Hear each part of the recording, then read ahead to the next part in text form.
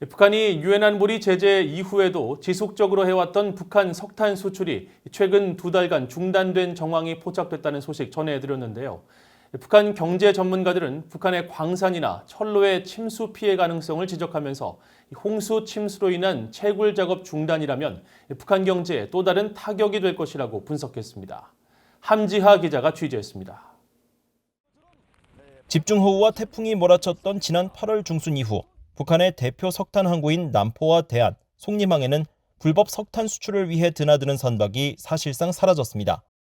석탄 가루로 늘 검게 변했었던 항구 바닥이 밝은 빛으로 드러나면서 항구들이 운영되지 않고 있다는 사실을 알 수 있습니다.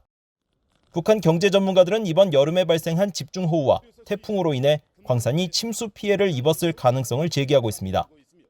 북한 지하자원 전문가인 최경수 북한자원연구소 소장은 12일 VOA와의 전화통화에서 북한 광산들은 통상 배수 방식으로 운영되지만 만일 홍수로 인한 피해가 심각하다면 장기간의 배수 작업은 불가피했을 것이라고 말했습니다. 북한의 석탄 생산이 중단된 이유는 아마도 이제 8월달에 태풍이나 홍수로 인한 피해가 있을 수 있고요. 비가 많이 오면 배수를 해야 되거든요. 근데 그 배수하는 정도가 침수가 어느 정도에 되느냐에 따라 달라요. 예를 들어서 옛날에 제가 강산에 갔을 때 비가 많이 와가지고 배수하는데 한 달 걸리는 경우도 있었고. 북한 경제 전문가인 윌리엄 브라운 미국 조지타운대 교수도 평안도 지역의 광산지대가 대체적으로 낮다면서 홍수와 태풍에 취약한 구조라고 지적했습니다. When it floods, they have to pump. They always have to pump water out of the mines. That's because the mine itself is below sea level. So the mines very easily flood.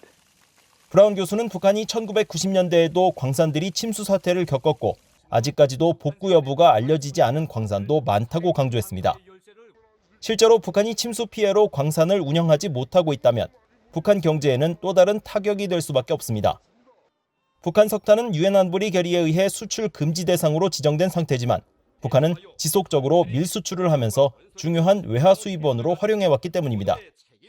워싱턴의 민간단체 한미경제연구소의 트로이 스탠거론 선임국장은 이번 사안에 대해 수해가 원인일 가능성과 함께 신종 코로나 바이러스로 인한 조치일 가능성도 언급했습니다.